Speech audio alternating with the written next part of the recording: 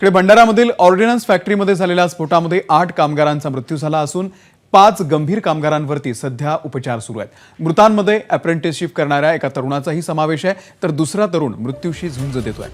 या दोघांसाठी संतप्त ग्रामस्थ आणि अप्रेंटिसशिप करणाऱ्या कुटुंबियांनी जवाहरनगर पोलीस स्टेशनच्या बाहेर ठिय्या आंदोलन करत या अधिकाऱ्यांवरती मनुष्यवधाचा गुन्हा दाखल करण्याची मागणी केली आहे। जोपर्यंत अधिकाऱ्यांवरती गुन्हा दाखल होत नाही तोपर्यंत मृतदेहावरती अंत्यसंस्कार करणार नाही अशी भूमिका काही कुटुंबियांनी घेतली। दरम्यान मृत कामगारांचं आज शवविच्छेदन होणार आहे। आढावा घेतला आमच्या प्रतिनिधींनी।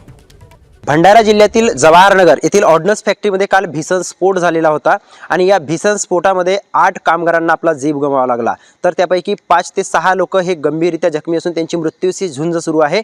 भंडारा येथील एका खासगी रुग्णालयामध्ये त्यांच्यावर उपचार सुरू आहे आणि जे 8 मृतक कामगार आहेत त्यांचे मृतदेह हे भंडारा येथील शासकीय रुग्णालयामध्ये आणण्यात आलेले आहेत।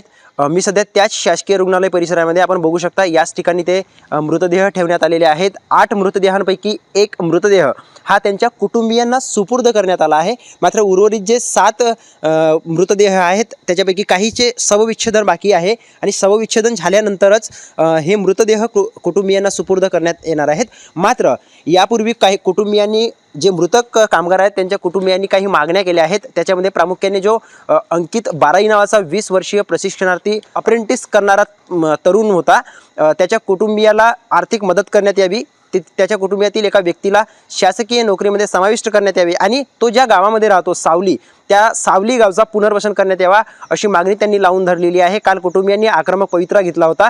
जोपर्यंत प्रशासनाच्या वतीने ह्या मागण्या पूर्ण करण्यात येणार नाही तोपर्यंत अंकितचा मृतदेह इथून घरी घेऊन जाणार नाही, किंबहुना अंत्यसंस्कार त्याच्यावर करणार नाही अशी आक्रमक भूमिका अंकितच्या कुटुंबियांनी घेतलेली होती। जे मृतकांचे कुटुंबीय आहेत ते मृतदेह कधीपर्यंत घरी घेऊन जातील, त्यांच्या मागण्या पूर्ण होतील की नाही हे पाहणं आज महत्त्वाचं ठरणार आहे। देवेंद्र हांगडारे, एबीपी माझा, भंडारा। एबीपी माझा, उघडा डोळे बघा नीट।